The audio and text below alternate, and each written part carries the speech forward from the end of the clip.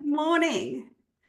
It's lovely to see everybody today. Good afternoon, good evening, and good morning, depending on where you are in the world. Let's get underway. We've got a number of people joining us, so just get everybody admitted in. Fantastic. Okay, so welcome. My name is Lisa Carlin from the Turbochargers. Now, in my work in accelerating strategy execution, I draw on whatever gets results. So culture, executive frameworks, change management, increasingly AI. But not everyone's ready. Some are cautious, unsure how to govern AI or manage the risks, and others are forging ahead. And most share the same concern. It's moving too fast to keep up. So that's exactly why I've brought this panel together today. Let's get more business value from AI. So I'll start by introducing myself and then I'll introduce our panel. So I'm a strategy execution specialist and my focus is working with business leaders to plan and execute their strategies in environments. And what I do is together we navigate the culture to accelerate results. So my early background was with McKinsey and Accenture, and I've run my own business since 1999, delivering over 50 transformations. Now we're having a discussion with 3 strategy mavericks who are all at the frontier of AI in different ways. So let me introduce our panel, a very distinguished and award-winning panel. So from San Francisco, we've got Sandy Carter. Hi, Sandy, COO. Ex-Amazon AWS, ex-IBM, Microsoft MSN Top 10 AI Entrepreneur, WLDA AI Executive of the Year, and CNN Top 10 Women in Tech. Those were just the few, Sandy, that I thought I'd mention. Thank you, All Lisa. the way from London, we have Maria Santacaterina. Maria is the CEO of Santacaterina, a global strategic leadership and board executive advisory firm. And she's the Computer Weekly nominee for the most influential women in tech. And also from Melbourne, I'm delighted to have Lynn Warneke. Hello, Lynn. Lynn is the chair. And Lynn is the chair of a major utility in Australia and a non-executive director on several boards, including the Australian Computer Society AI Ethics Committee. She's on the highly sought after Chief Executive Women and has been awarded number 7 in the CIO 50. So a warm welcome to all of you. And of course, as Lynn reminded me, being a lawyer by background, everyone's from different jurisdictions. So we need to just take that into account when we listen to the advice and suggestions today. Our participants are mostly executives and C-suite folks. We also have several wonderful board members and folks from the strategic transformation community. So business projects, business initiatives, that's what we're doing. Okay, now I encourage everybody to turn your cameras on and keep yourselves mute. So if you click the top right of your screen, you can mute yourselves, but we will be running this as an interactive meeting. So I encourage you all to use the chat and put in your comments. If you keep them to about a sentence, that's much easier for people to keep reading and listening at the same time. If you hold your questions to the end, I will allow at least 10 to 15 minutes of questions, and we'll make sure we get as many of those answered as we can, and we will finish on time within the hour. Now, can I get an audience volunteer about AI jargon? So anytime you hear any AI jargon, you're going to type a definition in for us. Anyone want to shout out and volunteer to be our AI jargon person? I can do that. Fantastic. Jackie Jones, thank you. Where are you from, Jackie? I'm from Brisbane, from Waverley. Fantastic. Welcome and thank you. And we have Ari Brish on the line. Hello, Ari. Ari's from Austin, Texas, and is going to be our AI being in residence. Hello, Ari. Hey, hello. Okay, good afternoon or good evening. Good afternoon, and look forward to seeing those questions. Now we're going to start with let me just admit some more people in. Okay, we're going to start by looking at what the biggest business value you have seen created from AI. Okay, now we ran a pre-panel dialogue before, And in the pre-panel dialogue, we used a platform called Circalytics. Marek Dippel, who's the CEO of Circalytics. Do we got you on the line, Marek? It's midnight your time, so he might not quite have made it tonight. It's a fantastic tool, Circalytics, because what it does is it helps you come to a shared view very easily when people have different views. So it's a very useful tool in open strategy. Okay, and we used it to get a view of where people are on AI and their thoughts, and you can comment on other people's comments. And what was interesting is that usually these studies, Marek tells me, that people have very homogenous views because they're from leadership. So we have a diversity index of what's calculated from the diversity of the opinions of around 30 to 40%. But with this particular topic, AI, we've got a diversity index of 94%.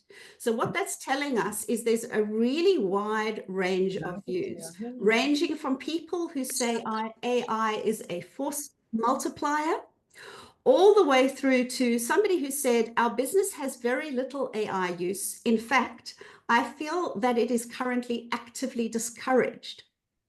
And we've had lots of really interesting comments made.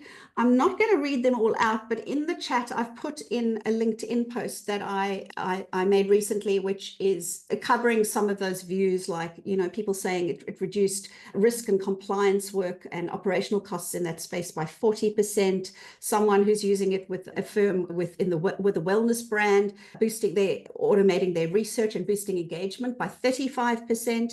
And of course, loads of people swearing by the content, writing content and using ChatGPT as a strategic partner. So all of those sorts of things that people are using AI for. And what we'd like to do today is start with Sandy. Now, Sandy is a powerhouse in AI.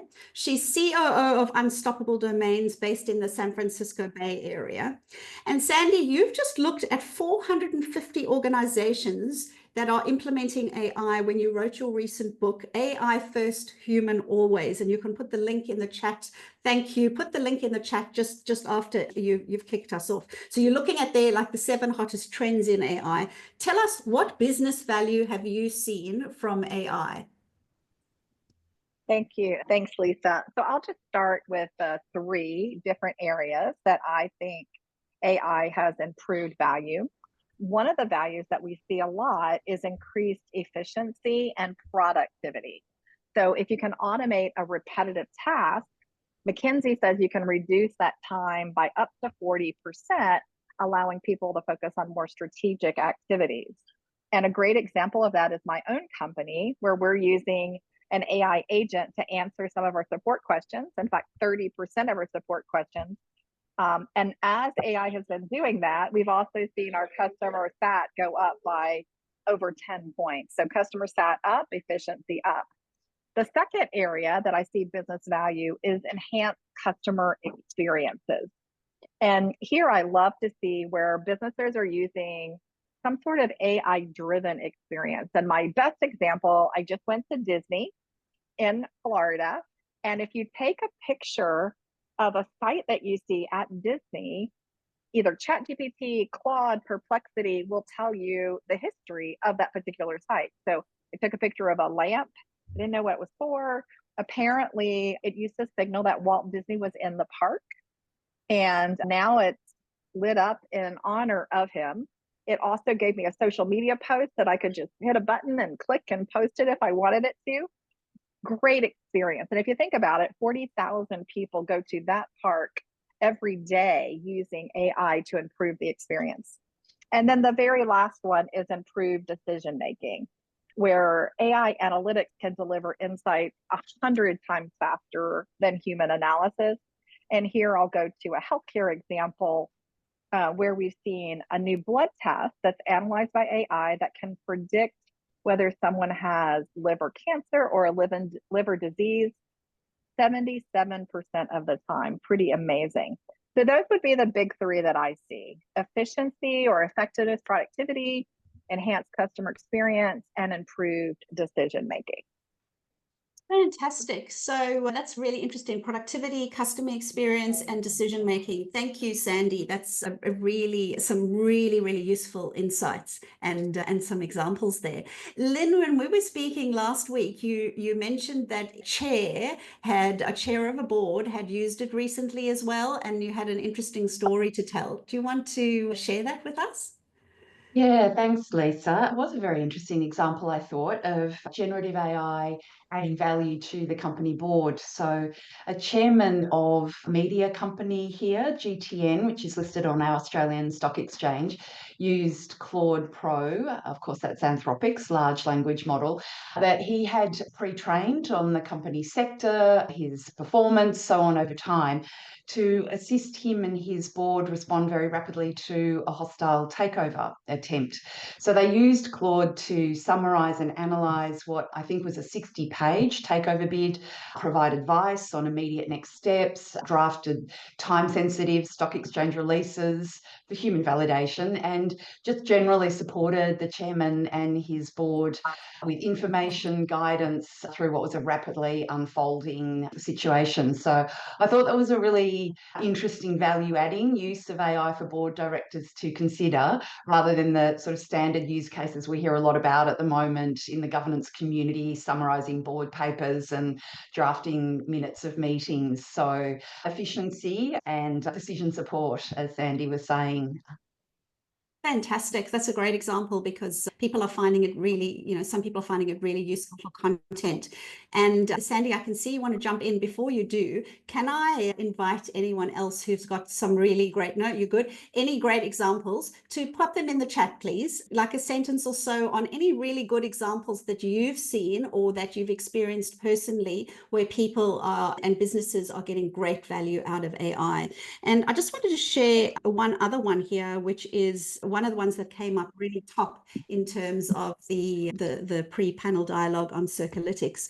And happy, by the way, to talk about Circalytics to anybody afterwards if you're interested in using it in your strategy processes.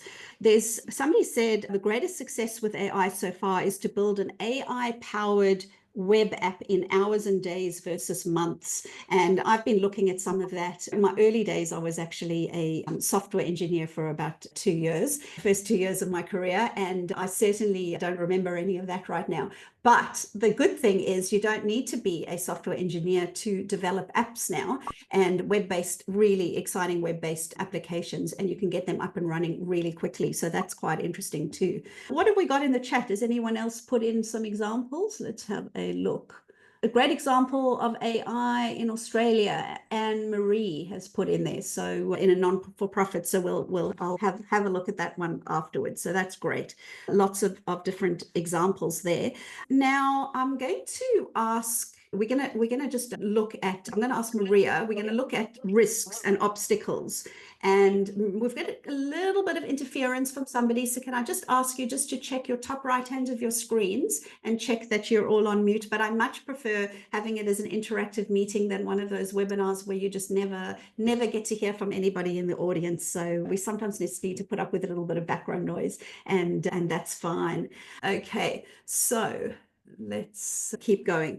Okay, so risks and obstacles. Now, Maria, you've worked with many companies on AI in the UK and have also published a book, Adaptive Resilience: How to Thrive in a Digital Era, covering the risks of AI and digital. Tell us, what are the 3 key risks that we need to be worried about with AI? Yeah, so I'll stay high level because I don't think we have time to go into the detail, but I think 3 broadly main categories we need to look at is the human risk, which not many people like to talk about, but it's important. The technical risk, and I include data in that, and the impact. So I mean environmental, societal, ecological, nature risks that we're facing, particularly in the context of climate change. So, at the C-suite level or the board level, we really need to look at AI in a strategic way. Clearly, there are compliance concerns. Globally, there's a whole hodgepodge of things going on regulation-wise, and it's confusing. There are, debates going on now about human rights. There are debates going on about IP infringements and copyright infringements and so forth. And cybersecurity, of course, and that means infrastructure. It means on-device risks as well. So it's quite complicated. And then if you get into the nitty-gritty of it, you have privacy, you have bias, discrimination risks, you have alignment problems. So it can be daunting. And it was really interesting to see in the feedback that there was a lot of concern. So I think rather than hide the concerns, we need to, confront the concerns, and we need to address them. We need to listen carefully to people's fear of losing their jobs, people's fear of, AI is going to take more of my intelligence than I'm getting out of it. Things like this have come up in the psycholytics review that we did. And I think in essence, if you fail to prepare, then you're preparing to fail. So prepare is really the answer. You need to think through your strategy overall in accordance with your organization's needs. So what business problem are you trying to solve? Where is AI going to be useful? How can it help to maybe make your organization more efficient at an operational level? But, do you need to automate everything? Or do you just need to look at it in a more sensitive and a more nuanced way? And I think that will diffuse a lot of the anxiety that's going on, a lot of the, confusion, I suppose. And, from the C-suite perspective or the board perspective, there needs to be a lot of reassurance, because after all, your people are creating the value. They need good tools, but you need to also support them through the journey. And this is a journey. It's not a quick fix thing. AI is a long journey ahead of us. But, as you've noted, there are some very good examples. We just need to look at both sides of the coin. There's risk and there's opportunity, and there are challenges. So we've got to deal with that. Thank you, Maria. And it's interesting, if I look at the list of the risks and obstacles that came up on the pre-panel dialogue, the biggest one is data quality. And it's the one that I actually see folks being really stuck with, because they're just worried that their data, particularly their private data, is going to be exposed. Is that something you're seeing? Can you give us some sense of what that looks like? Very much so. And I think, there's a missed opportunity here, because when we talk about privacy, people tend to frown about it, but actually it's a huge opportunity. It's a revenue making opportunity if you do it right. If you protect privacy at the individual level, you're also protecting your IP, you're also protecting your company, and fending off potential fines down the road. So I think that data quality, data provenance is very important, but also you've got to understand which data you need. What you're storing, how you're processing it, what is the actual, let's say, journey that the data goes on. Data flows are very important, of course. So traceability becomes then, something that you should be thinking about at a strategic level. So I think you're absolutely right. But data is, this whole thing hinges on data. So we need to get a bit more smart and savvy about what data it is that we do need. I wouldn't mind getting to the bottom of this one, because a number of my clients are saying to me things like, I'm worried about implementing Microsoft Copilot because it's going to access all my data, and it's going to be really complex to try and figure out what to block and what to protect and what not to, because my data structures aren't right. And so I'm just not ready to turn it on yet. Somebody might ask what the salaries are in our organization and get access to that data, for example. Any thoughts from any of our panelists on that and what we can do? Because there must be ways that you can turn off and not allow access to that. What's going on there? Can I just chip in quickly? Please. It's completely understandable, but I would say that you need a data architecture. You don't put your data all in one place. You can switch on Copilot for some things, but turn it off for other things. And, it's a well-known fact that if anything is for free, then you are the product. So you've got to decide which data you're going to protect and separate from, let's say, mainstream uses. I like that saying, if anything's free, you are the product. Right. So that's a good one. Sandy, you had a thought on that? Lynn, do you want to go first? Because I know you raised your hand first. Oh, thanks, Sandy. Yeah, great points, Maria. Completely agree. I think beyond data architecture, having strong data governance in place across the organisation is absolutely critical. And that's everything from roles and responsibilities being clear, undertaking an inventory of data sources, uplifting and maintaining all that boring stuff like good records management. Taking all of those steps across the entire data lifecycle is absolutely going to be a critical success factor in the era of AI. I'd also just add that it's not just the data inputs that we need to be conscious of in an AI-enabled organisation, it's the outputs as well. So how we are validating those, how we're ensuring that the information, the insights, the decisions that AI is producing are accurate, they're actionable, they're suitable for the intended use, and of course that they remain so over time, because AI systems, as we know, are highly dynamic and models can drift over time in subtle ways. So it's the inputs and the outputs, I think, that's absolutely critical. And I like to say that phrase of rubbish in, rubbish out has never been truer. But I also think in the era of AI, it's now potentially biased or copyrighted data in, and potential reputation damage or legal liability out. So a very sort of complex space in and out to consider. Thanks, Sandy. Lynn, just before Yeah, we move I to would Sandy, Oh, sorry. move to Sandy. So what do we do with, as content creators, as authors, as creators of IP? What would you recommend? As the creators, oh, that is a big conversation, I think. There's a battle raging at the moment, a number of cases underway in the US that maybe Sandy can speak to, brought by creators trying to protect their intellectual and creative capital more or less after the fact.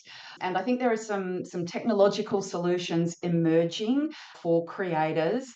How robust, how effective they are in this sort of context of a lot of use of scraping of publicly available material to feed the AI sort of training data remains to be seen. But maybe, Sandy, you're a bit closer to some of that in the US, where it's a battle raging, as I said, at the moment. Sandy. Yeah, there are a number of lawsuits and everything that are going on here. The most recent one was with Studio Ghibli, which is a studio in Tokyo, where OpenAI, or ChatGPT, they create ChatGPT, released a new amazing image generator, and they told everybody to try this new style of picture out, and everybody did. It went viral. Many people wrote articles about what does the studio get in return, because they've spent over 50 years perfecting the style, and the answer was none. So I'm a Forbes contributor. I wrote an article about it. Several people wrote an article about it. So much so that OpenAI removed the ability to try the Ghibli style from their tool just yesterday. But of course, all the copycats still have it up. So they're in process of moving it. But I think if you're interested in protecting your data, there are a couple of interesting tools out there. I'll put one in here that we're trying out now. It's called CrowdGen AI. And what it does is it creates an invisible watermark over your pictures, over your data, over your videos. And so if somebody tries to scan it like an AI LLM, it will protect it because of that invisible watermark. Also, if somebody wants to use it, it's built also on blockchain. So there is a contract, what they call a smart contract in place, so you could get paid for that as well. Another great tool is a tool called Authentrix. And there's many. I'm just going to give you a couple of examples. And Authentrix is quite interesting because what it does is it works with anonymized data. So one of the ways you can protect your data, obviously, number one for me is always read the T's and C's. Always read the T's and C's. Like, normally I'm just like, check, let's go. But on any AI tool I use, always read the T's and C's. But here, what this does is it helps to anonymize data. So let's say you're in healthcare, it would remove names, social security numbers. That's the US, but any identification that would link you to the results. And then what it can do is it does a triple check. And if it has left anything in, it can go out and surgically remove just that data that is bad, or that has PII data in it. And then you don't have to completely retrain your model. It's the only one I've seen that does that. It's got some patented technology. Again, these are just two examples that I look at and have used in protection of data and privacy. That's really useful. Thank you, Sandy. And I appreciate the folks also that have shared their knowledge in the chat, like Michael Delaney, who's given us a number of examples of closed on-premise models that will protect data as well. And what I've realized also is, some of the tools like ChatGPT, you have to turn on the data privacy that the model won't learn from it, and others just are built the way like to basically turn it on and protect your data by default, like Claude. So you've got to know which model you're dealing with and when those things change. So like Sandy says, check the T's and C's and make sure we go in with our eyes open. But getting back to the question around, addressing these risks and getting to ROI faster in order, which is really the core question that we're here to look at. Lynn, you had some really pragmatic practices that you use and that you've seen in your work. Can you describe one or two of these ideas to us? So these are ideas that will address the AI risks and really move forward, get us moving forward, but with the right level of caution. Yes, thanks, Lisa. Probably along the lines of Maria's advice, prepare, plan. I like a framework. That's where I come from. And I do think this rapid diffusion of AI into business, it really is understandably challenging for corporate leaders who are increasingly expected to achieve results with what is a new, very complex technology, highly volatile, dare I say it, in parts of the market overhyped, and as someone mentioned earlier, quite an uncertain regulatory context. So it's not easy. To help navigate that terrain in the Australian governance context anyway, last year I developed a pretty comprehensive integrated digital governance framework, and I identified 13 areas, in fact, for initial focus. But the first priority, in my view, is to establish a robust AI usage and governance policy. My view is that an effective policy should be brief, so no more than 3 or 4 pages, written in plain, accessible language. It should be explicitly aligned to your corporate values, as well as to ethical and responsible AI principles such as fairness, transparency, accountability. But very importantly, it needs to very clearly communicate, I think, your business's AI guidelines, guardrails, your internal decision-making framework, and your governance structures to your staff. So I have seen some policies do this well via a sort of red, amber, green traffic light system, or a risk-informed pyramid, if you like. They broadly describe categories of, let's call it lower risk or green rated business uses of AI that can be undertaken safely with managerial approval and oversight, through to amber or up to red use cases. Those are the moderate to high risk AI applications that would have to go through more rigorous analysis, an AI risk assessment. Lynn, I'm going to jump in there. Give me an example of what would be a green, like something that's easy when you've given these rag colors to different initiatives. What are the easy the low-hanging fruit, the ones that are not scary? It'll be case specific for individual companies, but most organisations are finding the safer initial starting points to be anything that's not necessarily touching the customer, and that's not decision support, that's more in the area, as Sandy was talking about earlier, of efficiency gains, or even the customer experience, as Sandy talked about, was low risk. So it's really about the impacts, the outcomes that can be expected from that application of AI. Having said that, one of my organisations is using AI in a customer context, but in one that is very safe. It's not making decisions around the customer. It's helping to triage individual sort of customer complaints or inquiries that are coming into a call centre, move those more rapidly to the right specialist operator to take their call, And then generative AI is producing a record of that conversation that the operator can then review, validate before that's sort of captured in the back-end CRM as a record of the call. So it's not involved in decision making, it's not prompting the operator with suggestions as to how to respond to that customer query. It's really just, you know, an efficiency and productivity gain around the human interaction. So it's only maybe an example. In certain use cases that's low risk. In other use cases, we have to be very concerned about this in critical infrastructure, for example, applications in infrastructure management and maintenance, in security contexts. Facial recognition is often a blacklisted or forbidden use case that we'll see in policy settings because of the impacts or the potential impacts, risks, and outcomes that could have deleterious impacts on humans. So those would potentially go through executive, CEO, maybe even board sign-off. And this sort of setting of what we regard in our organisations as low risk up to high risk is part of the work that has to be done in developing your policy. So it's not policy as an off-the-shelf box-ticking exercise. Its policy is how it's going to enable lawful, responsible, effective adoption of AI using business concepts, using example applications that staff can readily understand in your business as regards your value, your risk appetite.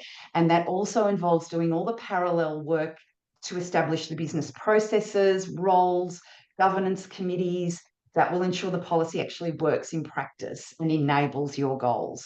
And then, of course, you need to assure that and make sure the policy and the processes are working over time. So that's a foundational starting point. I'm happy to speak to a second recommendation if I would, time I would permits, also Yeah. like to just comment, if I may. Please, Maria. So I think that's a fantastic overview of, you know, a really great starting point. And I just wanted to pick up, Lynn, on the point you made about outputs. I think the key thing to remember is that we need critical thinking. So you should never take, you know, the AI output as an oracle of truth or as a single source of truth. It is not. You have to understand what is happening inside of the machine. It is a statistical analysis that is happening. It's based on probabilities, and therefore you will have reliability issues. So the fine tuning that goes on has to be continuous. So there needs to be really continuous monitoring of your, let's say, machinery. That's on the technical side. And there needs to be a human in the loop. On the loop, that's really important. I'm obviously from the European side of things. So GDPR exists for privacy over here. EU AI Act obviously has quite a structure in terms of high risk, medium risk, low risk. But in my view, nothing is low risk because there is always a potential issue. Always trying to fuck us over. So I think the most important thing I would like to say is that you have continuous monitoring in place, you have really good documentation processes in place, and that you address AI as a structural, systemic, and process-oriented, let's say, maneuver. It's not just one thing or the other, but make sure that your people are well trained as well. It's a perfect segue, thank you, to the second point that I wanted to make, which was on exactly that. On the policy foundation, educating our workforce on AI is an absolute must-do if we are going to minimise risk, as you say, but also unlock innovation, I think, and support that sort of safe adoption and realise value effectively. So we do know, of course, our staff are increasingly using ChatGPT and other free AI tools for work. My view is we should not assume, therefore, that they understand how to use AI at work. So I think one of our contributors, actually, Lisa, to the pre-panel dialogue on Circlelytics observed quite astutely, and you're making this point well, Maria, effective AI adoption requires teams to be trained on how to trust AI without over-relying on it. And that is very much about balancing automation with human judgment and human values. So I believe at a minimum, staff need to be trained on how to comply with our AI policy, how to understand it in practice, how to follow governance processes, how to use or deploy AI appropriately, again, in the context of your business operations. And the major utility that I chair has recently commenced rollout of AI training to every employee across the business, which I'm extremely supportive and proud of our education strategy. It's not generic AI fluency or digital literacy training. It's targeted to our organisation, our risks, our needs. It will run the gamut from AI sort of general awareness raising and upskilling in our business context, but right through to targeted role-specific training for people who are using AI in core operations or enterprise systems. As Maria was saying, how to interpret the outputs and validate that effectively. And of course, those who are in key decision-making roles and maybe signing off, particularly on higher risk applications. So another practical but very important way I think that companies can provide a foundation that supports safe and responsible and effective adoption of AI. Great, Lynn. This is some really practical ideas coming through.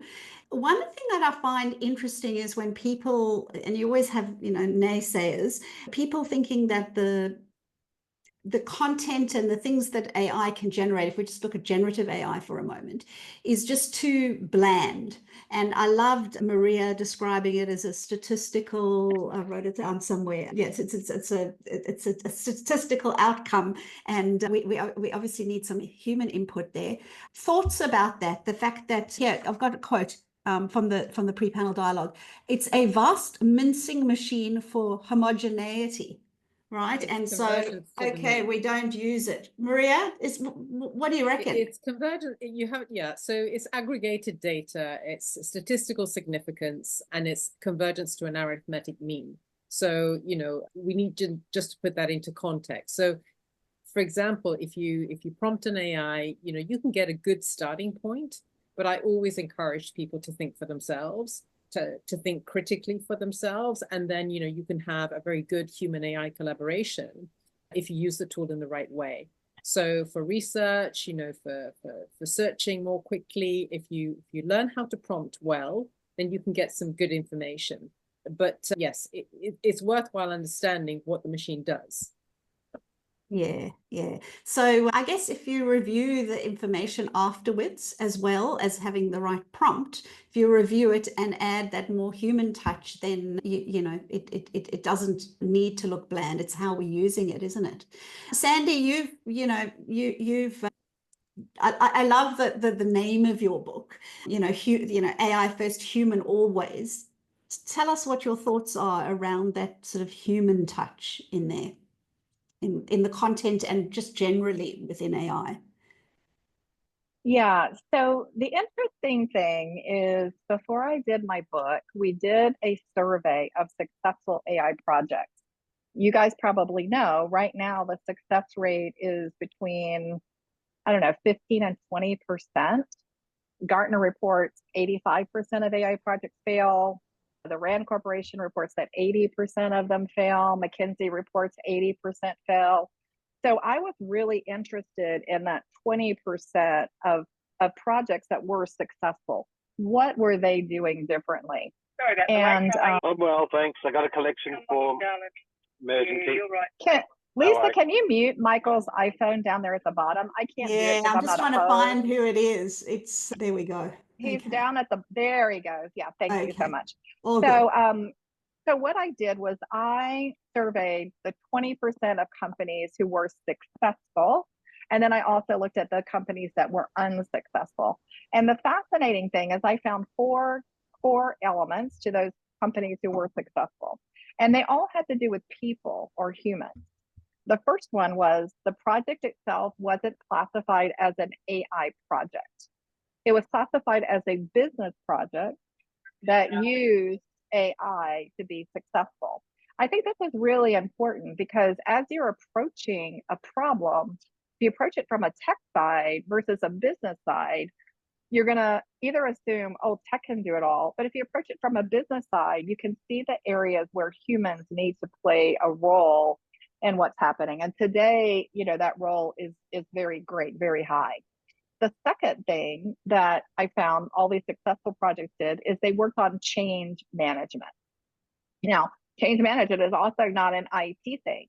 It's not an AI thing. It's something that we've been doing. Gosh, in my 15 years of my career, change management is so important. But when we start working at AI, we forget that change management is so important. And I'll just give a quick example here. I was working with a company that's based out of Southeast Asia, and they have these mood jackets. I don't know. Do you guys remember mood rings where you used to like wear the mood ring and it would tell your mood? Well, they created these mood jackets, and they take IoT sensors and they sense whether you're hot, whether you're cold, whether you're tired, whether you need a break.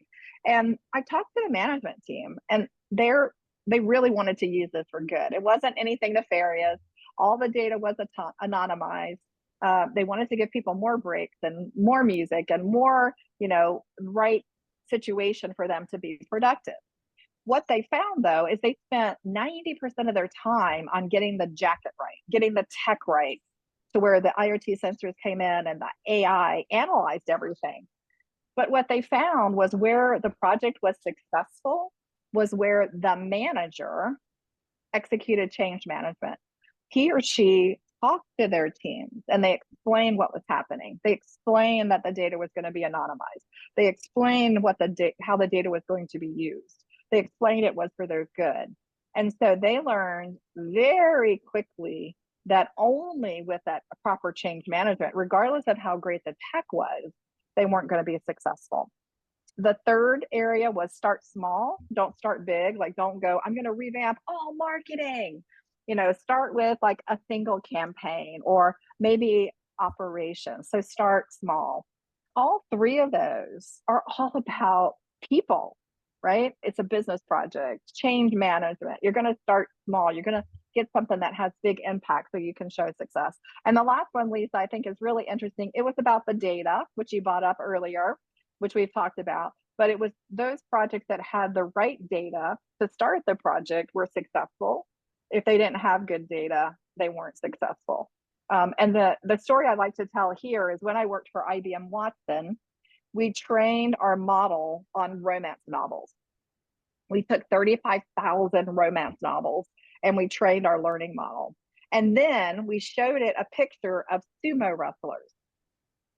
Now, what do you think came out when it wanted to interpret that picture of sumo wrestlers when all it had been trained on was romance novels? The mind boggles.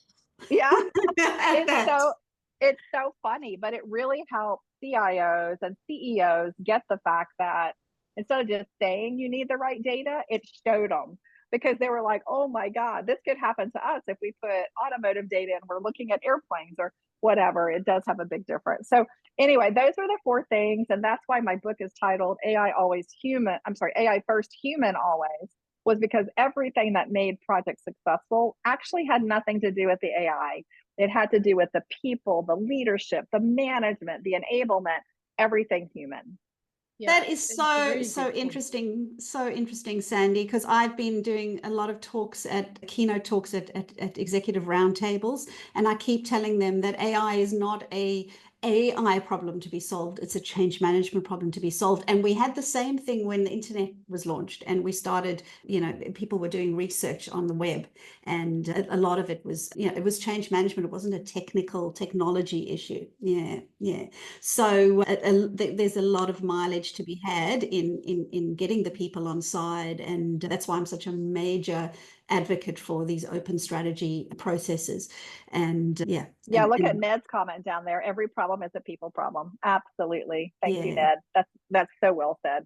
It is. It is absolutely. AI is a tool, right? It is quantitative analysis, but what we need is qualitative analysis. So hopefully, Sandy, you'll have seen in your examples that there's a human feedback loop that's going on. It's about communication. Every CEO I've worked with complains about one thing: communication isn't right. Now, to get communication right, you need to think about your socio-technical system as a communication system, because what it does is it connects information. It connects the right information and it facilitates communication, that is collaboration across your enterprise, then you're going to win. But you've got to prepare for that. So, you can't just impose it on people. So it's really important that people are involved in the whole process. Exactly, they right feel from that the they very can beginning. participate and suggest, how they can make use of the tool, rather than, well, here's the tool, use it. That's not quite the right way to go about it.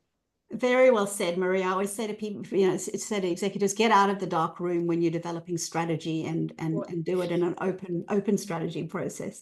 So we're going to go to questions really soon, because there are so many questions coming in, and feel free, folks that are on the line, to pop your question as short as you can, brief as you can, and we'll answer as many as we can. But before we do that, I'm just going to jump to just a maybe one sentence summary from each of our panelists, okay? And just on the one recommendation that you'd make from all of this. So, you've had lots of learnings on lots of different things that you're working on and that you've researched, and things that we've discussed today. If there was just one thing, one piece of advice you'd give, what is it in one sentence if you can? Can we start with Sandy, then go to Lynn, then go to Maria? Yeah. So my sentence is, start now, play storm, don't brainstorm. And what I mean by play storm is get your hands dirty. You really can't sit around listening to this podcast or listening to lectures. You've got to try it. You got to jump in. You got to get your hands dirty. So play storm, not brainstorm. Love that. Haven't heard that word before. I usually just say experiment. Beautiful. Lynn.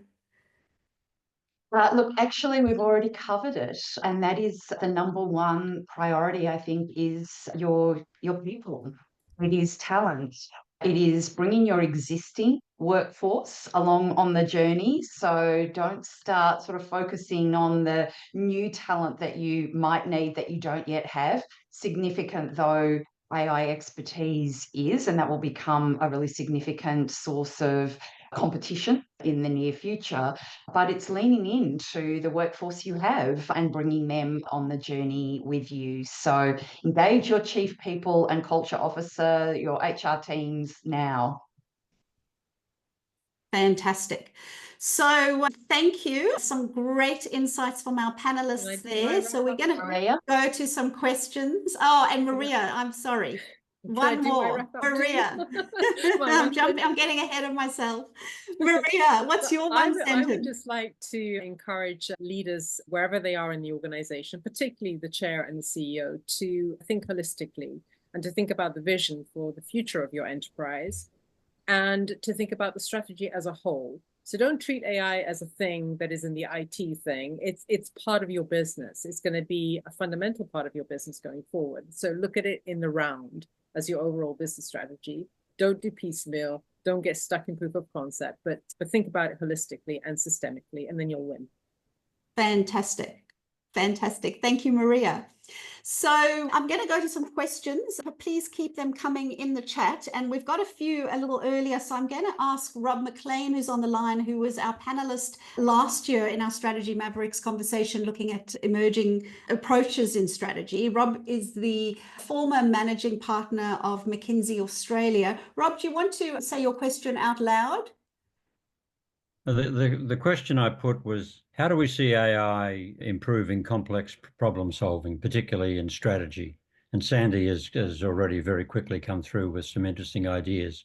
So we can obviously see how experiments are getting done faster and in some cases better.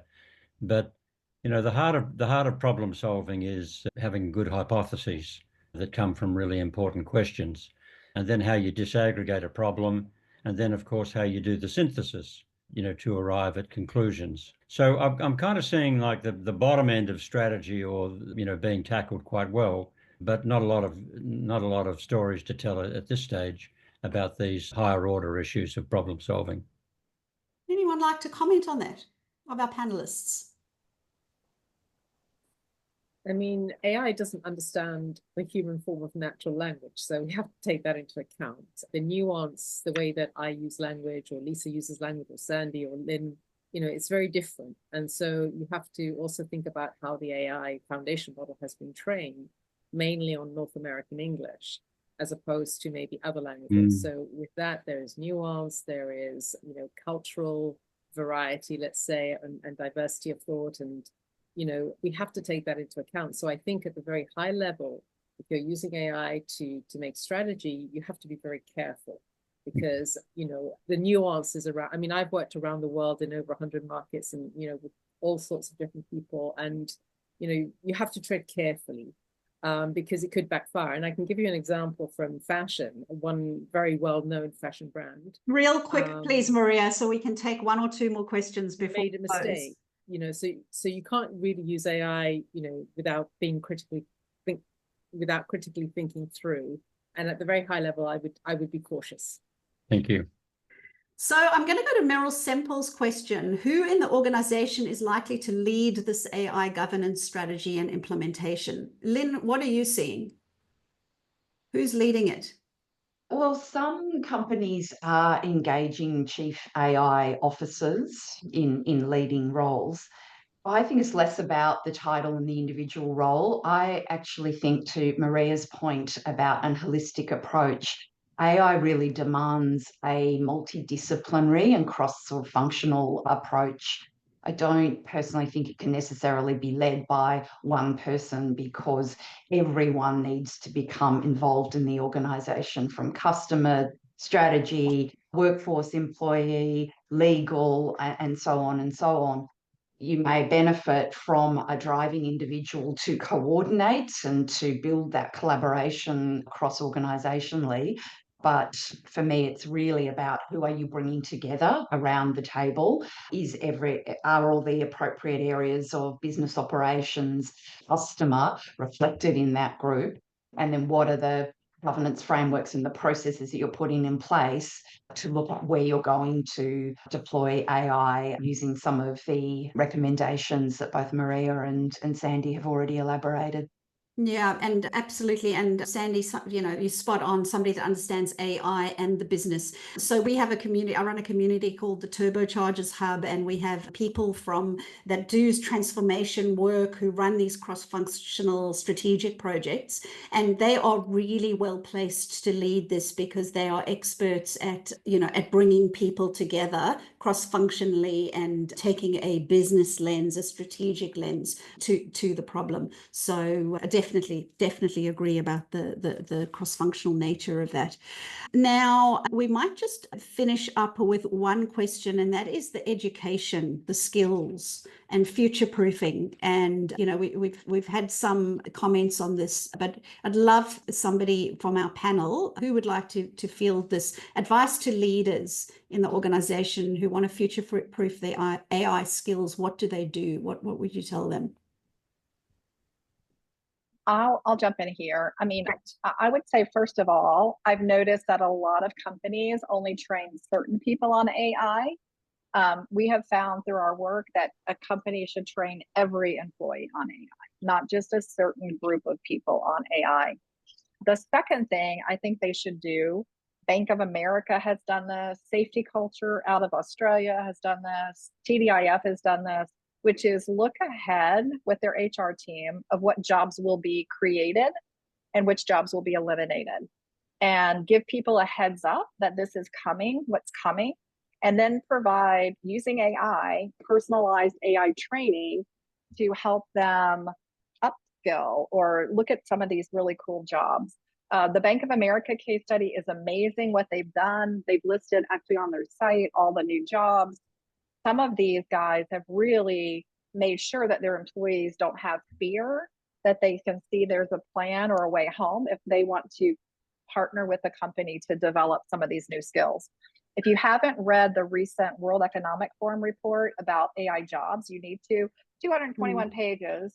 I would advise that you read it. You could stick it in ChatGPT and get a summary, but it's so good. And it shows that there are 72 million jobs that will be eliminated, 94 million that will be created. But the vast majority, like that 1.1 billion jobs in the center, will be AI plus people. And that's why you need to train your whole organization. Absolutely. And the World Economic Forum has been saying for the last year or two that up to close to 40-something%, maybe let's just say 50% for argument's sake, of our skills will be obsolete in the next 5 years. So it's AI skills are massively going to keep us relevant, keep our jobs, keep our value add. Definitely. But also the human skills. Sorry, Maria. but also the human skills. So Also the human it's skills. courage, it's curiosity, it's creativity, and then you can move forward. Beautiful. SEQ, social, emotional, cognitive intelligence, that's human, right? Beautiful. So then you can work well with the machine too. So I think don't dismiss our qualities. Maybe our technical skills have to be updated on a regular basis, but we still need to be human. Yes, absolutely.